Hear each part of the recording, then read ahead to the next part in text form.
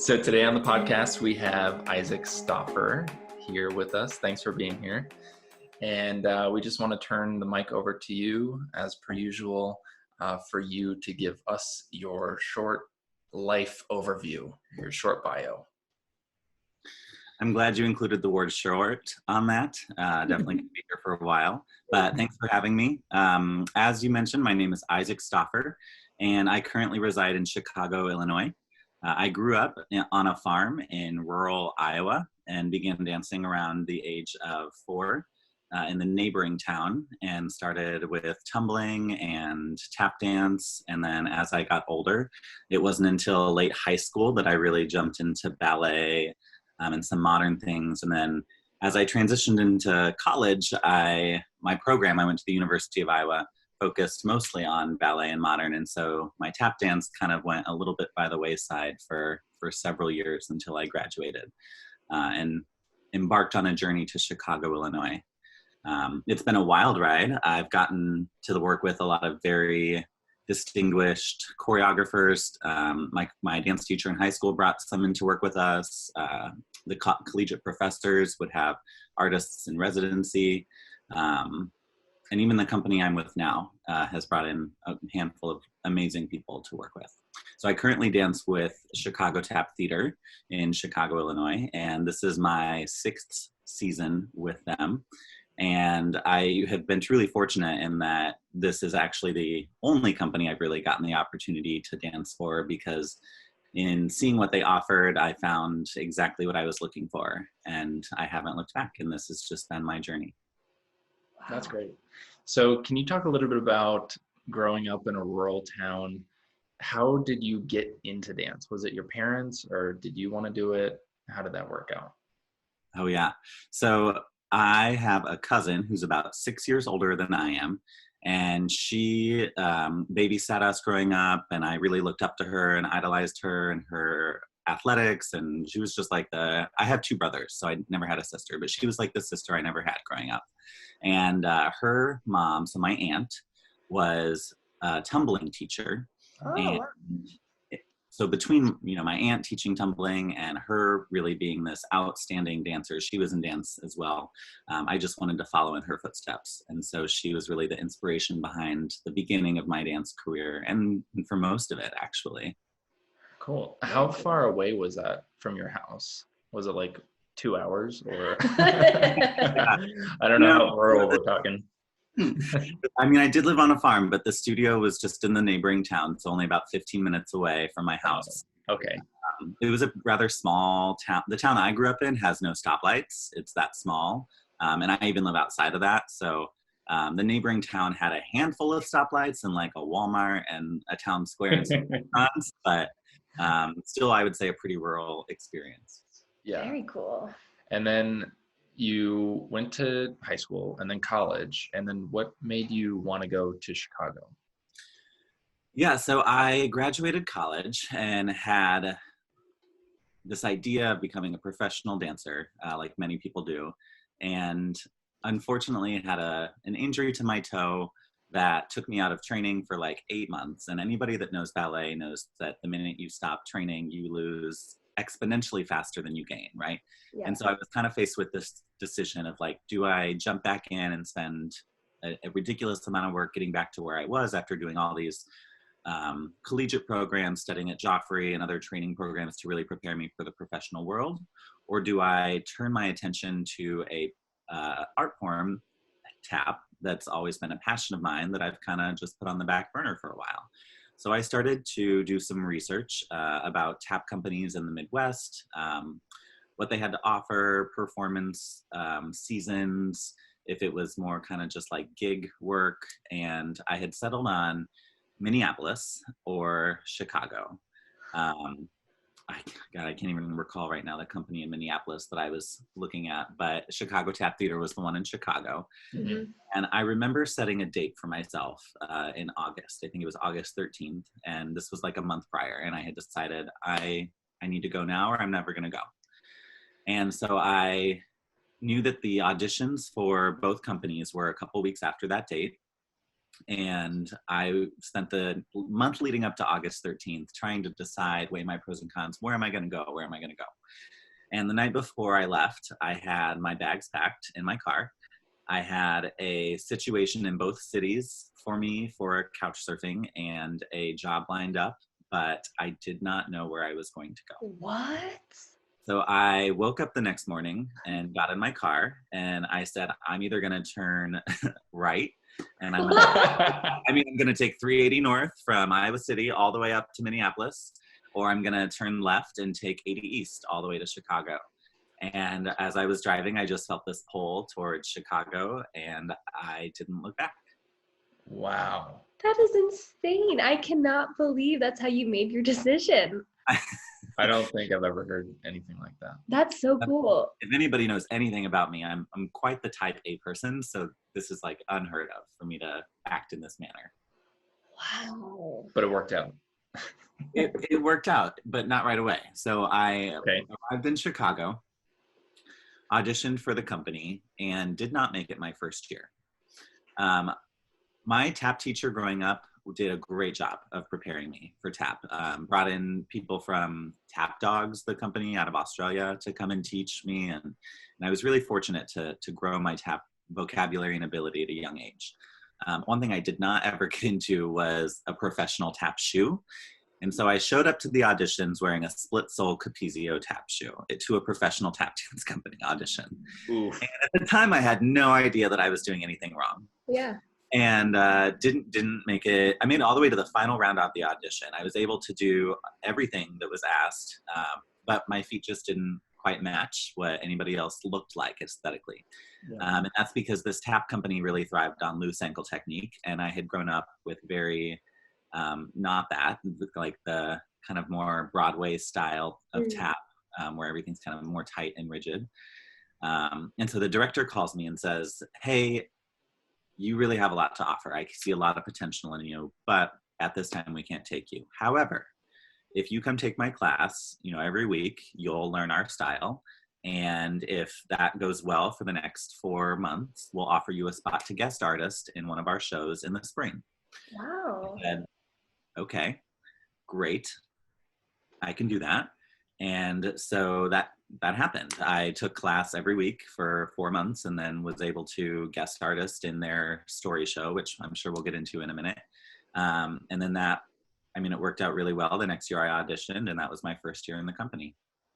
How did you afford to live in Chicago for all that time without working, or were you working?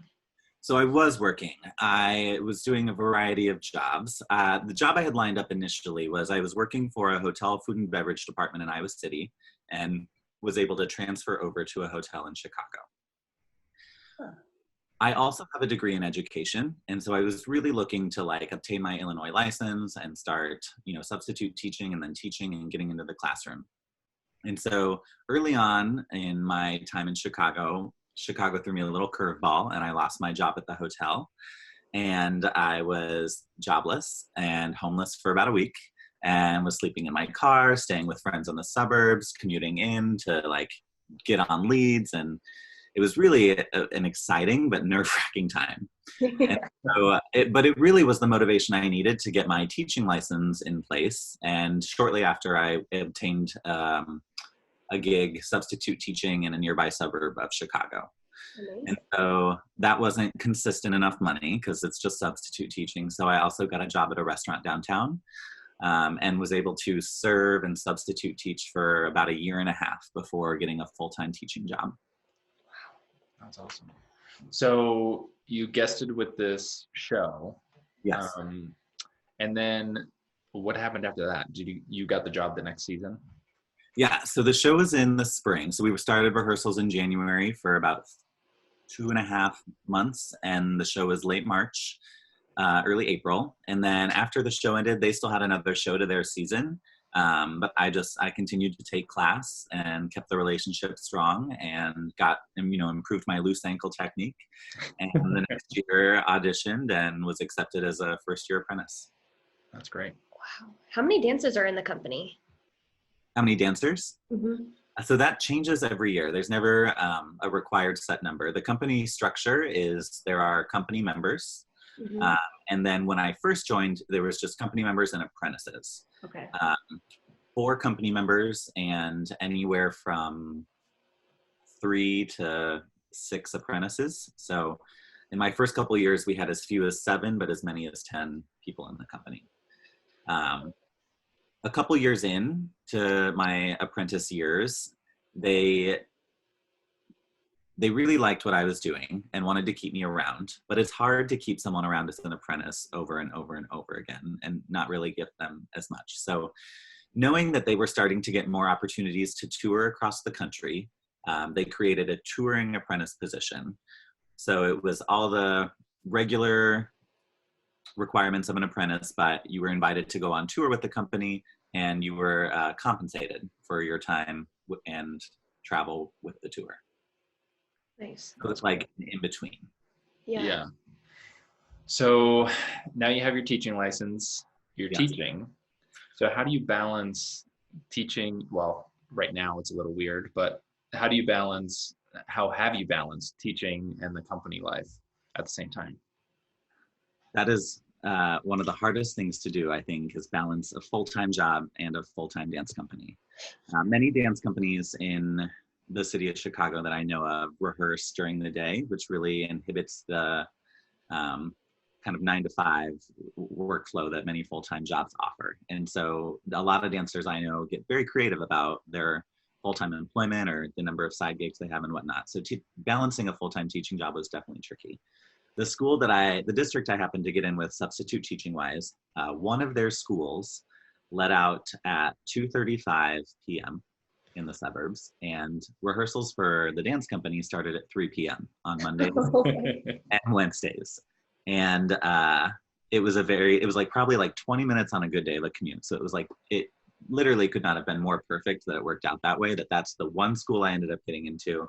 And I know that there are, I was not accepted for a couple teaching jobs I had interviewed with because they had said, I had brought up the fact that, I'm a professional tap dancer. This is a passion of mine.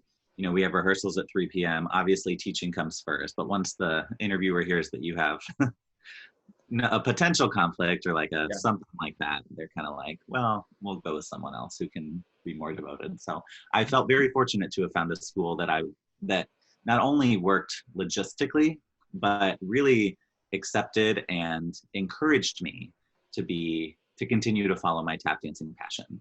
I mean, this school is outstanding in that they would invite me to tap dance at assemblies, and we went on a European tour in the middle of September, which, if anybody knows teaching, the beginning of the school year is not a time to take 2 weeks off.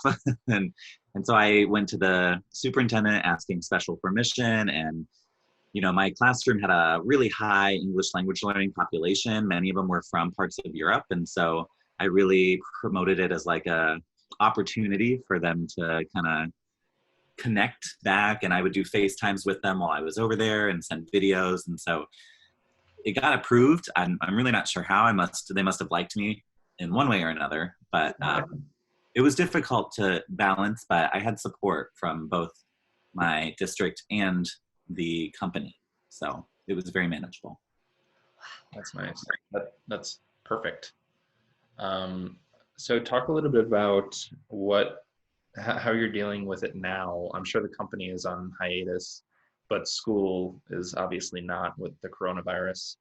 How are classes going and how is that working?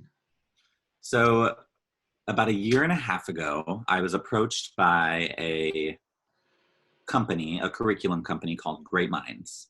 About 2 years ago now. And they asked me to try out a new science curriculum they were writing in my classroom. And I said, sure. So I tried it out and it went really well. A really diverse population. And that's part of the reason they were looking at me. They were like, we want to make sure our curriculum reaches all learners. And it was super successful. And they asked me to come speak at a couple training sessions they were doing that summer. This would have been summer of 2018. And I did. And, being a dancer, you're kind of a natural performer when it comes to speaking in front of a large group of people.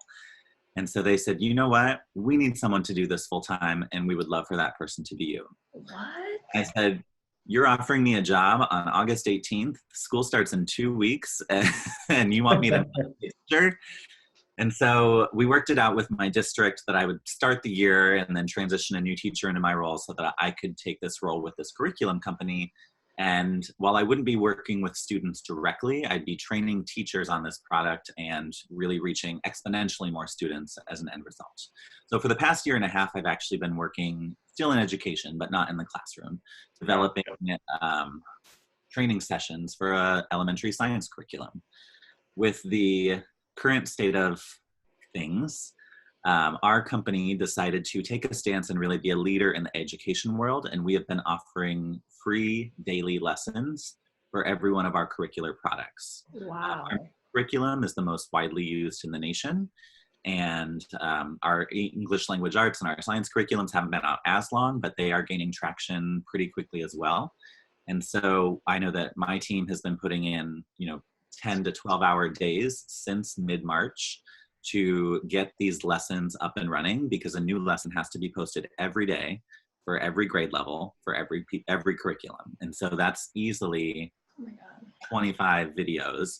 And so you think about the time it takes to build those slide decks with all the information, record yourself, quality control it, and edit the video. Then it has to be sent through to someone else to do the marketing, add on the opening bumpers, the ending bumper. Like, the process is just extensive, right? And so it's been a weird time to have to drop everything I was working on to do this project, which is called Knowledge on the Go. But it's been worthwhile. We see the numbers of students that are accessing these web pages and watching these videos, and it's rewarding to see that all the work we're putting in is really paying off. So how many people do you have on a team to produce everything? So I work on the science team, which is the smallest of the three curricula because it's the newest. It's only been out for a couple years. And so our team is small but mighty, and we have probably about 3 people per grade level working on these lessons. So someone is building the PowerPoints, someone is recording all of the investigations, and someone is putting the PowerPoints and the investigations together on screen and recording the lesson itself. And then I know that the other curriculum areas have slightly larger teams of people, but this state of the world right now is really impacting our entire company, right? So not only are we putting together these resources, but all of our professional development that we usually offer for teachers in the summer is now virtual only. Yeah. So we've had to convert all of our in-person sessions into virtual settings. And so a lot of long days, but it's going to be really, really, it has been really rewarding already, and it will continue to be that way. Yeah, that's so inspiring. So do you also teach tap? I actually don't teach tap on the regular. Okay. I will sub for my director if he needs someone to teach our company class or any of the classes at the studio we rehearse out of. He also has some other teaching gigs that if he needs to be gone for some reason, he'll turn to company members to sub for him, since we teach in a similar manner. And so I teach intermittently. So the company, what's the company doing right now? Nothing? Oh yeah, that was your part B of that question, and I completely ignored it. So That's okay. The company has turned virtual in a way. We had a show on March 8th, and literally like 2 days later is when all of this erupted. And so we feel very fortunate that we were able to get that not done and over with, but we were able to have that experience before everything kind of shut down. Our summer show is slotted for July 11th and is currently still scheduled to happen. And our company has actually, I think, really excelled at transitioning to virtual. So for a while, we were kind of unsure about what exactly that means and what to do. But through the encouragement of, each other and our director, we were all posting, everybody has a tap board and everybody has somewhere they can tap, whether it's in their living room in shoes without taps on them, or I put mine on the balcony so I don't disrupt anybody, or the laundry room downstairs. Everybody in our company has somewhere to tap. And if you check out our Chicago Tap Theater social media, we've shown you some of those ways that we're keeping sane and tapping. But Cool. I mean, there's been challenges that have cycled through, like a time step challenge that I know each person in our company has kind of taken a stab at, and then we learn each other's for fun, and just little things like that to really keep our skills up and going and to interact with each other. We have also our company has started a weekly book club. We started with the tap dancing greats through 1955 by Rusty Frank. And so not only were we able to read chapters of her book and discuss them, but she was on every single book club Zoom call that we had, kind of leading these discussions and telling inside stories, which has been so cool and insightful. We most recently transitioned to Barbara Duffy's book about tap improvisation.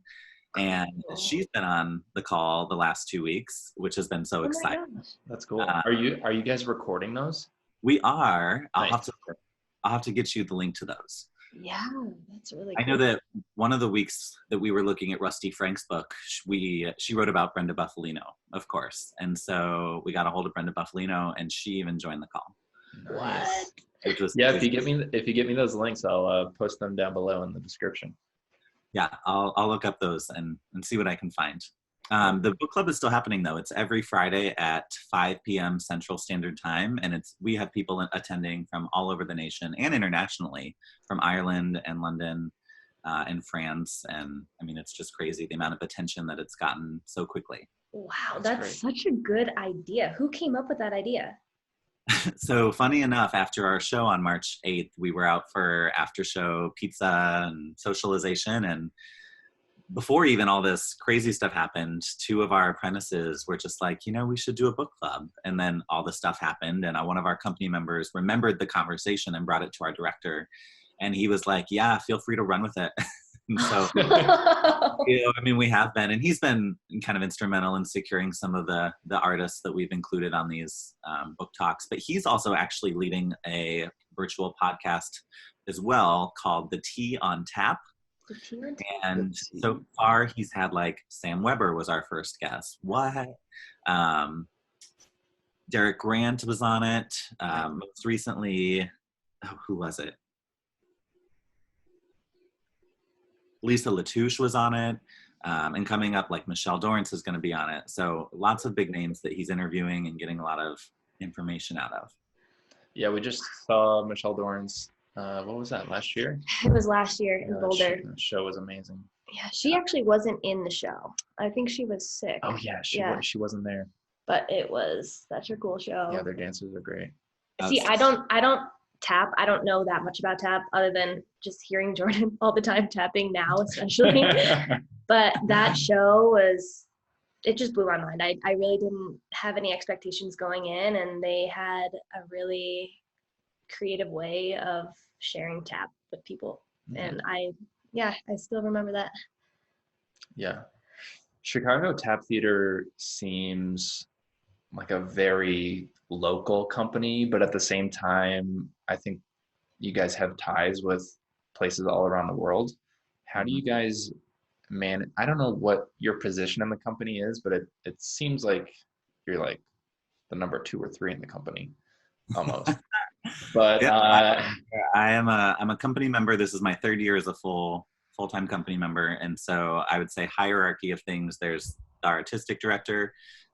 His wife actually is the business director. She tap dances in the company. Okay. And Kirsten Udick is our rehearsal director, and this is her 10th year in the company. Wow. And it's me and my friend Amy. We've been in it the same number of years. So 1, 2, and then us.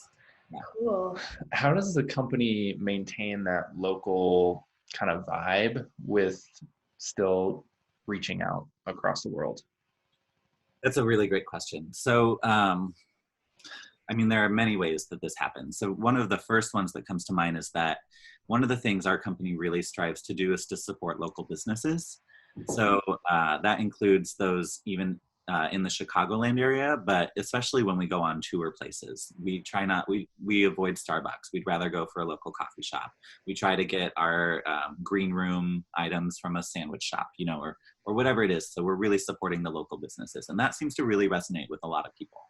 They appreciate it, and they in return support us. When we have our annual gala every year, those are the people who are donating items to our silent auction that happens. So we really spend time and invest a lot in building relationships with the community that we are in, which I think really pays off. In addition, Mark is exceptional at fostering relationships and keeping those alive with people, no matter how much time goes between him seeing them. We have sister companies, and I call them sister companies because of his relationship with them, but over in France and Spain. And about every 4-ish years, we do a collaborative, I guess in the past they've done a collaborative show where we go over there to Toulouse, France and Barcelona, Spain, and they come over here. And so we'll do a show in France, and then we'll take the same show to Barcelona, and then we'll do it here. So yeah, it's an ongoing relationship thing that really allows us to thrive and keep that like local spark alive. Yeah. Yeah. A little change of topic. Did you grow up going to competitions? Yes, I did. I grew up going to competitions, not very, okay, go ahead. Ask your second question first. What competitions did you go to?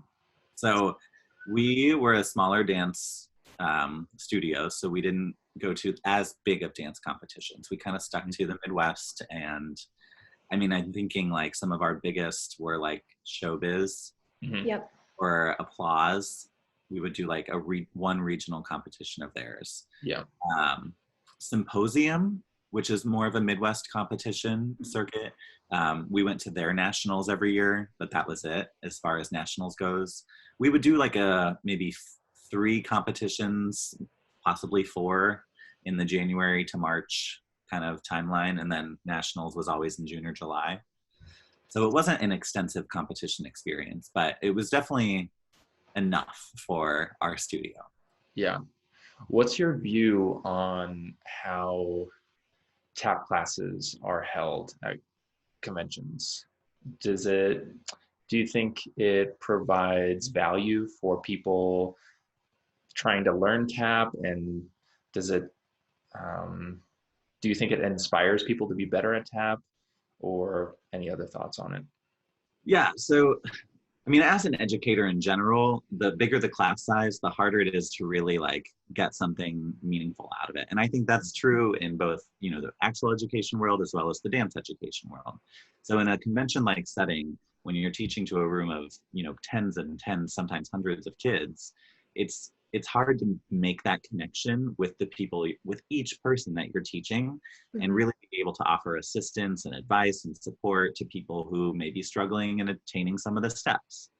That being said, I still think that the classes offer a lot, right? Exposure to names and styles of people who are tap leaders in the community, right? Maybe signature steps that they go to that, now they can put into someone else's vocabulary. And think about that child who maybe didn't get anything out of class, but learned how to do a firecracker, right? Like they're going to take that and run with it, even if it was just that one thing that they took from a convention. So I think it's difficult to really get the most out of a convention style tap class, but I still think that there's something to offer and take out of any class that you take. It's really, you get out what you put in as a dancer. So. Yep. Yeah, I see that a lot. That's true.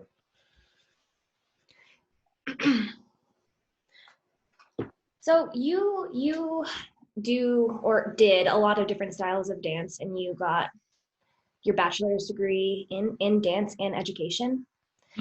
What made you commit to tap dancing? Other than that one injury, do you still miss ballet? Do you still miss modern dance? For a while, I did miss modern ballet, jazz. I kept saying, I'm going to take a class this week. I'm going to take a class next week. I'm going to do it. And then the week would come and go, and I wouldn't take the class. And I can safely say that it's been 7 years since my last ballet class, Wow. which kind of pains me to say to a degree, right? Because ballet is so important to all different dance forms, right? There's a lot of structure and fundamentals and foundation there that really kind of carry over. what really allowed me to run with Tap was the excitement that it brought when performing. And I think that has a lot to do with Chicago Tap Theater. And I'll tell you why. Tap is definitely something you need to keep practicing to be able to maintain, right? Even just in this time since March, I've tapped less. And when I get my board out to practice, it takes me a minute to warm up and like get my feet going and have the sounds come out the way I want them to, you know? But Chicago Tap Theater is very unique in that they only perform to live music. Mm. They always hire a live band. And I think that speaks volumes, right? So one of the great things about working with a live band that excites me most is its unpredictability and the skill you have to adapt to it in the moment. And so obviously we don't have a live band for every rehearsal, right? So when we rehearse, we are using tracks. And then there are several rehearsals leading up to the show a couple weeks prior where we call them band rehearsals, where the band comes in and we start to figure out, what does this sound like with the band versus on the track? How does the feel different? Did they get the chart right from the recording we sent them? Do we need to make adjustments? There's just this whole process of getting everything like performance ready.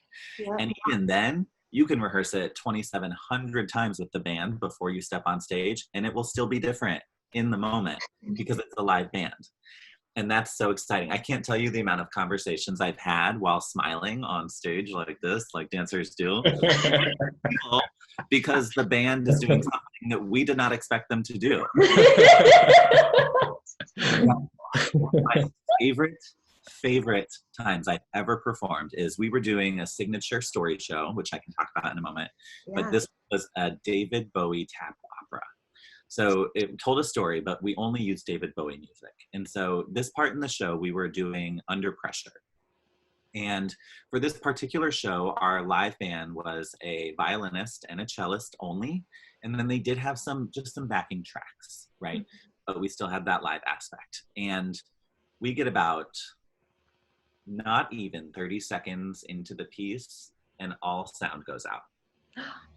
And you're taught as a dancer to keep going, right? And it's different to keep going when the recording cuts out and you don't know when it's going to come back in or where it's going to be. And that's the same for live music, right? We don't know if they're going to come back, when they come back, if they're going to know where we are, if we're going to have to creatively redo part of the dance. There's just so many questions running through our head, but we keep going as if the band is still there. The music director is in the audience and I see him bolt to the sound booth. Figure out the situation. Meanwhile, it's almost as if I could feel what everybody was thinking, and everybody was like, let's just keep going, let's do it. And we're acting, right? It's a story show, so we have characters we're trying to stay in character with. And this particular scene, we were all four in separate jail cells. So like even looking at someone on the stage, there's an invisible wall between our cells that I can't acknowledge them, right? So my gosh. Like we couldn't even play off each other's faces at this point to know like stop or like, you know, whatever it is. So we keep going a cappella and there's this build in the song and he's like, ah, and then he goes like 1, 2, 3, 4. The music director has figured out how to cue the music in at that part. He has seen this particular dance enough times to know what we are doing when that part happens. We have no idea what's happening. We're still tapping a cappella. That part comes, all the music starts back up. I'm sure we look surprised, but to like cue it up and push play in time with what we were doing a cappella wise, it was like true magic existed on the stage. That was opening night, critics in the audience, right? Oh, and wow. They, although unintentional, loved that rendition of the song. They thought the fact that it became a cappella was so raw and unique, but they could still tell like what the song was because of the rhythms and the way we had navigated choreographing to it. It was just. So the critic had no idea what happened. No idea. Like notes like, do we switch it? Do we cut the music for this song, right? But like you can't recreate that accident. So no. It was a one-time thing. She'll never know any different, the critic, but none of the other 10 shows we did were like that. They were all as normal with live musicians as you can be. And the music director got a raise. Yeah, live performance. Yeah, Dee, she's with Wonderbound here in Denver, and they only do live music as well. Yeah, so it's a really similar process. We rehearse to recorded music, and then when the show comes, we have, you know, like a week with the band, and we figure it out, and it's always different. Like, we don't use a metronome, and so sometimes the band's really excited, you know, and like this song is really fast, and then sometimes it's so slow, and you're just like, how long can I balance, you know? Well, and the same for tap, right? You can only tap sounds so fast. So if they choose a too quick of a tempo, you're a little bit screwed sometimes. Yeah. So you know, there are like signs that we've kind of come up with on stage to like cue the band, like, you know, the tempo needs to slow down, or if we're tapping near the they're always displayed in the back of the stage across the back. So if anybody's tapping near the back and knows about the tempo and is facing the back, they'll just actually say, hey, slow down. Really? Good dance, yeah. I mean, the audience doesn't know. No. Yeah. But so your question was, how did tap spark excitement in me? And so that was definitely one of the two ways, was working with live musicians. And the other was Chicago Tap Theater's approach to their story show. And so the mission of, I'm going to say CTT as an abbreviation for Chicago Tap Theater, because it's faster, and that's just what's probably going to come out in the rest of the interview. Okay. But their mission is kind of threefold. And one of those is to promote that dance through story-based shows and innovation presentation really allows it to thrive, right? And so back in 2002, when the company was founded, is when they did their very first story show, and they have had a story show in almost every season since. And so what is a story show? It's exactly what it seems like. It's like an opera or a play or a musical, but there are no words, right? The whole storytelling is done through dance, tap dance, which is kind of tricky when you're focusing on footwork, but also embodying a character. Yeah.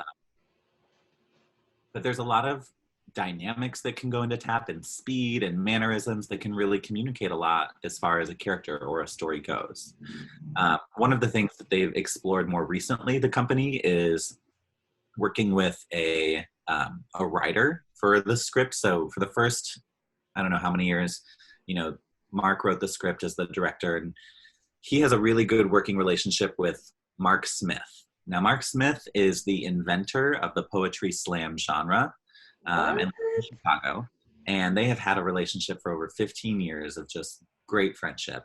And so we've employed Mark Smith to be like he writes kind of the base. We still have a script that we follow for these story shows. We just don't speak anything, right? And so two of our last story shows have employed Mark Smith taking the script, and he's become sort of a narrator on stage sometimes, and another character in the show, even though he doesn't tap dance. Ooh. Which I think has a really cool theatrical element. Mm-hmm. Yeah. And so the story show and like the live music is like, there are two very unique things about Chicago Tap Theater that I immediately fell in love with, that really like solidified my passion for tap dance and like choosing that as the avenue for which I want to travel down as a professional dancer. Mm-hmm. When Mark is creating a new show, what is that like? What's the process like? Do the dancers collaborate at all, or is it more like Mark just comes up with everything on his own? It's a little bit of everything. It's like all the best recipes, right? Or all the best meals include a little bit of everything. So Mark definitely is a very unique choreographer in that he likes to choreograph. He knows what song he wants, or sometimes he knows what kind of a feel he wants, but he'll choreograph on the spot. He'll come in. He's not someone who comes in with like 32 bars of choreography prepared and I'm going to teach it to you and we're going to learn it and perfect it. It's like, let's play the music. Let's see what I'm feeling. Let's see what I want to communicate. And he'll I mean, which is like a very patient process for dancers to have to deal with, but we do because it works out very well. So he'll take a couple of minutes and like play around and I'll be like, okay, pick this up. And then we do, and then he'll like build on it. And then once he has kind of a foundation, we'll manipulate it, right? Like, let's actually put this part here, just like what any good choreographer does, right? Let's put this part in a canon and see what it sounds like. Does it sound like what I want? Let's build some polyrhythms in tap, right? And let's see if we can use those. But he's someone who very much choreographs on the spot. And then once we get done for the day, he'll take the video of that and analyze it and say, do I want to keep this? Do I want to adjust it? Come back and have some new ideas to either adjust what we've already done or build on previous. Now, our shows usually consist of him as a choreographer, as well as several other choreographers. Oftentimes our rehearsal director, Kirsten, and before that was Rich Ashworth, which is when I started the company, but oftentimes we'll have the rehearsal director choreograph a piece in the show as well. And Kirsten's approach is quite the opposite, where she really takes the time outside of rehearsal on her own to come up with a structure and all of the details so that she feels like when we get there, she can tell all that to us and we can start to embody it right away. Yeah. I think both ways offer quite a bit of value, and it just depends on where you get your creative inspiration from. Mm-hmm. Yeah. Totally. Do you make any pieces? So I have not made any pieces for the company yet. It's mostly Mark and the rehearsal director and or guest choreographers. More recently, and I say that with being like the last year, maybe year and a half, he has opened the door to a couple of people to start to showcase their choreography skills apprentice-wise. I maintain a rather busy schedule with my full-time job, and so I haven't taken the opportunity to really jump into the choreography bandwagon just yet. Yeah. But you're interested in that. You know, I think, and maybe this is not true, but I think everybody is to a little bit, right? At some point, you learn about everybody else's style, and you know, there are people you resonate with and others that are more challenging or that you don't pick up as fast, and you start to gravitate towards what you like and what you don't. But I think at some point, everybody gets curious enough to want to see what's my style, right? How do I approach this? What's my process? And so I've done a little choreography, not anything for Chicago Tap Theater, but just other side projects. And I've definitely taken influence from both Mark and Kirsten and some of the other choreographers we've worked with as far as using pieces of their process to figure out what my process is. Mm-hmm. Yeah. I think we just have a couple more questions. So let's go back to schooling a little bit. Do you incorporate, I know you're working with this new company now, maybe this was in the past, but do you incorporate any rhythm exercises in your teaching?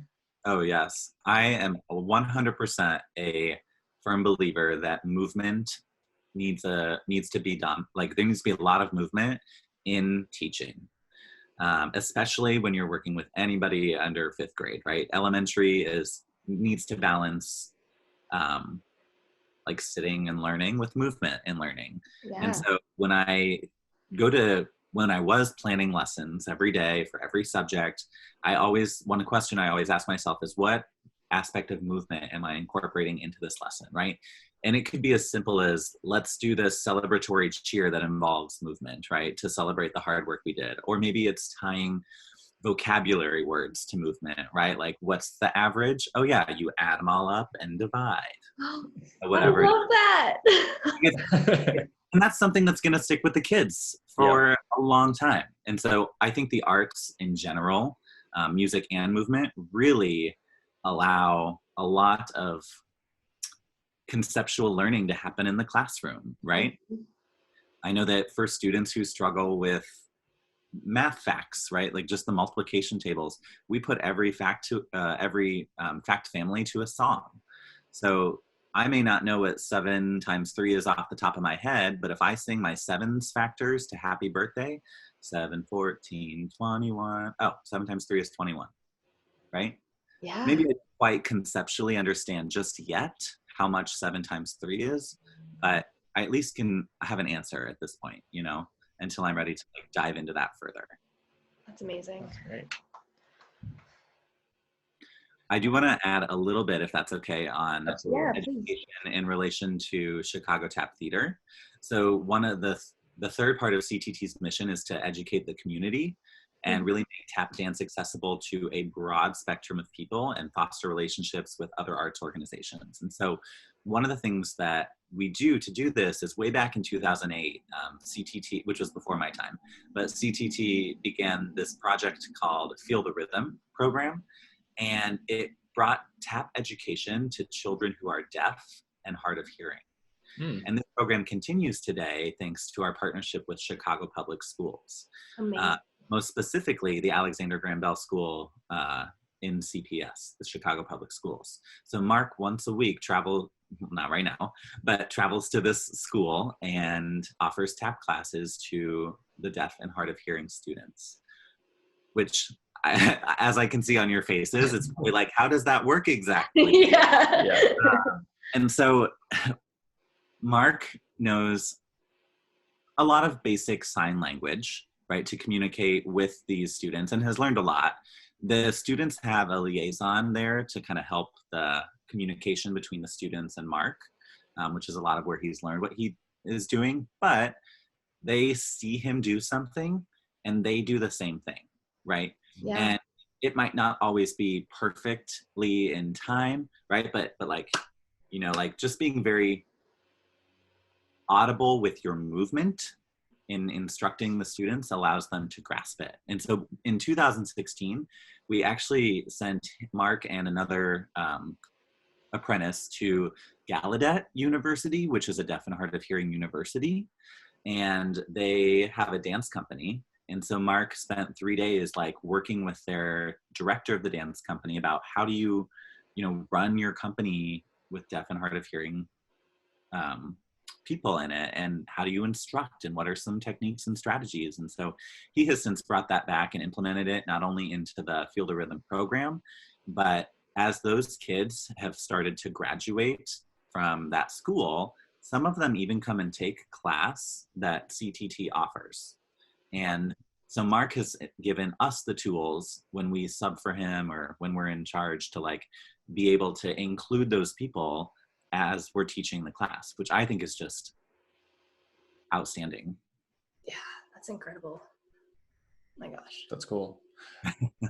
Yeah, I would imagine being deaf or hard of hearing would make a person be very Closed in. kind of closed in, maybe I don't know if introverted would be the right word, but Reserved. Reserved. I think bringing people out of their shell and like actually making like loud noises would be pretty exhilarating for them. Yeah, there's this one student in particular that, so the company offers classes every week. We have our advanced level class, that's our company class that's open to the public.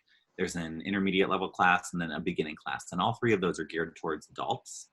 And then we've just recently this year offered intermediate and beginning classes geared towards teens as well within the space we're working out of. And so this girl who is no longer at the Alexander Graham Bell School now comes to our classes that we teach, and to see her like not only just be present, but her determination to not only do it, but do it correctly. And then to see it actually, she's really good. Wow. Under the circumstances in which she was trained, right? But she's great, and she hangs with everybody, and she asks questions in her way, and it's just wonderful to see things like that happen. That's great. It's incredible. Wow. So as a final question, more of a general note, what do you wish, if anything, the world knew about dance that they may not know? And this one I should have had time to prepare. You got this. We just wrote it this morning, sorry. Ways to answer this question. Yeah. So much that the world doesn't know about dance, or they only celebrate certain aspects of it. And I would just say, I believe everybody can dance. and I think there's a dancer inside of everybody. I think opening yourself to exploring who that is can allow for a lot of outlet that maybe people need to have in their lives, right? Moving for the sake of moving. 5-minute dance breaks in the elementary classroom go a long way, and I wish that was something adults did, right? There are times in my day where I need a 5-minute dance break, and I know that my colleagues think I'm crazy, probably for just like getting up and moving and just shaking everything out. And it's not even like technical dance, right? It's just like goofiness at that point, just to kind of loosen up. But I think one of the things the world is missing about dance is really taking what they see as and what they classify as dance on the stage, and like breaking down this barrier that like, yes, those people spend hours training and are amazing, but, and no, I may not be able to do exactly what they do, but I can still dance, and I should dance, right? For creative outlet, for mental sanity, for like many reasons, just dance through. I mean, there's so many songs about dancing through life and dance like nobody's watching and phrases and things like that. And I just think that people don't do that enough, you know? Yeah. Totally. Yeah, totally agree. Awesome. Well, this has been amazing. Thank Incredible. you for being here. Isaac Stauffer. I'll post everything you can find about him down below in the description. But yeah, thanks for being here. Thank you so much. We'll talk soon. Thanks so much, guys.